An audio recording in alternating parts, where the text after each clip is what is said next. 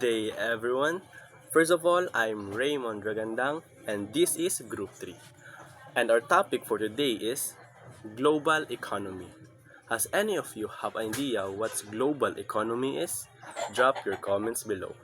To enlighten your minds, the global economy is the interconnected worldwide system of economic activity where goods, services, money, technology, and resources flows across borders, linking countries and economies together. So in simple words, global economy means all the countries in the world are connected through buying, selling, money, technology, and resources. For example, Philippines can buy phones from China, sell fruits to other countries, and use technology from United States. This shows how countries depend on each other. In short, global economy is countries working and trading with each other. Economic globalization, the increasing interdependence of world economies as a result of the growing scale of cross-border trade of commodities and services, flow of international capital, and wide and rapid spread of technology. So in simple terms, economic globalization means countries are connected through business, money, products, services, and technology. Global trade, buying and selling of exchanging products and labor across international borders. For example, the Philippines buy products from other countries and sell its own product to other countries. Types of trade policies of economic globalization. Protectionism, a policy of systematic government intervention in foreign trade with objective of encouraging domestic production. In simple words, the government helps and protect local businesses from foreign competition. Example, the government puts a tax on imported rice so locally produced rice can easily compete better. Second, trade liberalization or free trade, removing trade barriers so goods, services, money, and technology move freely across borders. In simple words, countries make it easier to buy and sell products with each other. Example, the Philippines can buy products from Japan with fewer trade restrictions. Economic globalization drives growth and trade, but its biggest flaw is a lack of sustainability. It uses up Earth's resources now without enough care for future generations.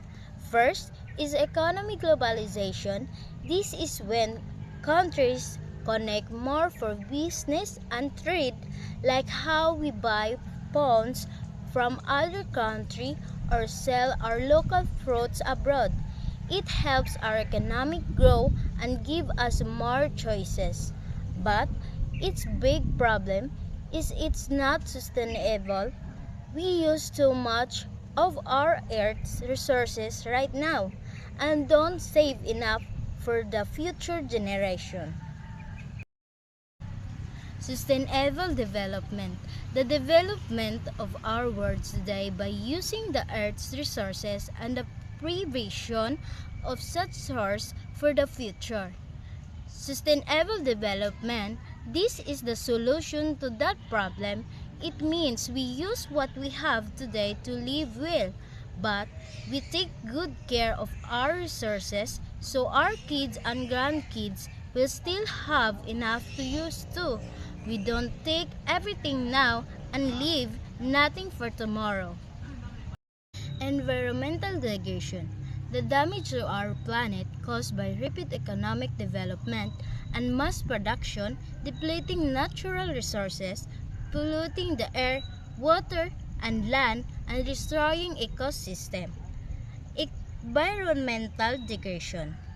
This is simply the damage we do to our planet because of fast business, mass production, and too much waste. We run out of natural resources, dirty our air, rivers, land, and destroy the homes of animals. For example, dirty rivers here in CDO are hotter weather because of pollution. We have in the environmental policy solution. First, carbon tax. a fee or tax on activities that release carbon emission, pollution from factors, cars burning fossil fuels. This is like a fine or extra fee for things that create too much pollution, like factories, cars, or burning fuels. It pushes people and businesses to be cleaner because polluting will cost them more money. And second, carbon neutrality. Balancing the carbon we produce with the carbon we remove, net pollution equals zero. This means we have balanced thing off for everything bit of pollution we make. We also do something to remove it, like planting trees or using clean energy. At the end, the total pollution we leave behind is zero. Good day everyone, I am Jisa Marie Elibres and I'm about to discuss the food security. What is food security? Food security means ensuring that sufficient, safe, and nutritious food is available to feed the entire world population, not just today but also in the future. Example, it's not just that there's rice in the market. Food security means that rice is clean, affordable enough for every family, and that we can keep growing rice for years to come. A global priority. This is global priority. Every country, whether rich or poor, must work together to achieve food security. No nation can solve this alone. Example, even with wealthy countries like Japan or Singapore import most of their food. If harvests fail in the Philippines, Thailand, or Vietnam, prices go up everywhere. We truly are all connected. Key threats we face. Population growth by 2050 will have 2 billion more people to feed. That's like adding 2 more Chinas to the world, all needing 3 meals a day. Climate change. Here in the Philippines, stronger typhoons destroy rice fields and wipe out entire harvest. Droughts in Australia or India dry up farmland, cutting global rice and wheat supplies. Water scarcity. In places like California or parts of Africa, farmers have no water to irrigate crops, so fruits and vegetable production drops sharply. And deforestation. When forests are cut down from farms, the soil loses protection. Heavy rains wash away the topsoil and the land becomes useless for growing food after just few years. Pollution and soil destruction. Chemicals from factories and overuse of fertilizers damage the soil. In some farmlands, the ground is now so poor that crops grow small or not at all. The next is the link to sustainability. This brings us to the key connection. Sustainability and food security go hand in hand.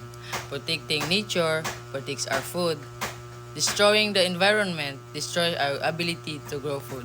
Here are the examples. When we protect our forests, they keep our rivers and streams flowing, which gives water to our farms.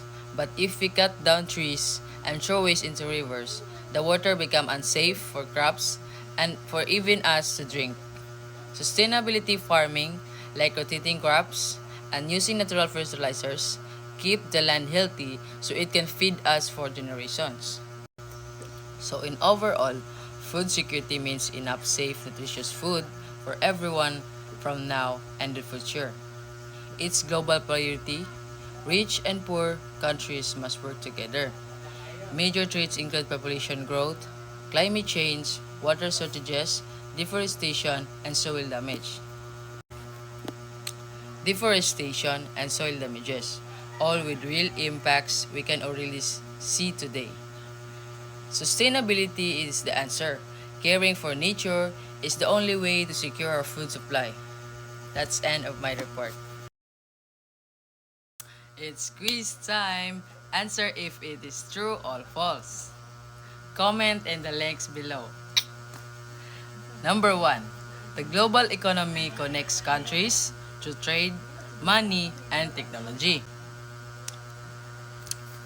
And number 2 is protectionism removes trade barriers so goods move freely between countries.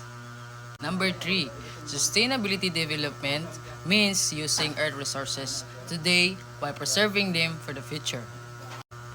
Number 4, carbon tax means we produce zero pollution overall. And number 5, food security means ensuring enough safe, nutritious food for everyone in the world. And that's all for quiz time. I know guys that you know the answer.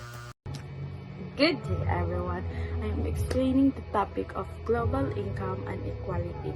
So, the global income and equality simply means that people around the world, we don't have the same amount of money or resources. Some people earn more while others earn less. This creates a difference between people or resources.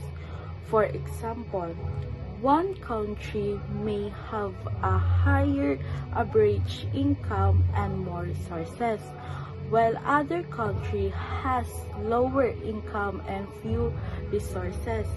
This shows global income and equality. So there are two main types. First, wealth equality. Second is income equality. So first, I am discussing the wealth equality. This is about the difference in what people owns. For example, some people own houses, land, businesses, and savings, while other people own very little. So the easy way to remember that wealth equality is what you own. So the next is income equality. This is about the difference in how much money people earn. For example, one person may earn 3,000 a month while other person may earn 10,000. So the easy way to remember it in income equality what you earn. That's all. So let's move on. Economic globalization, poverty, and equality. Economic globalization connect our world through trade and invest, but it creates winners and losers. It has lifted millions out of poverty through job growth and opportunities like microcredit. Yet poverty remains, billions are still left behind. Worse, inequality grows. Corporations and wealthy nations protect the rich, get richer, but the poor do not share equality and progress. So, economic globalization connects different countries through trade and investment. It gives people opportunities like job and small businesses, which can help them earn money and escape poverty. However, not everyone benefits from globalization, and many people are still poor and left behind. So inequality also increased because big companies in rich countries often earn money while workers may receive low wages and have less protection. This means that the rich gain more often globalization while the poor do not benefit equally.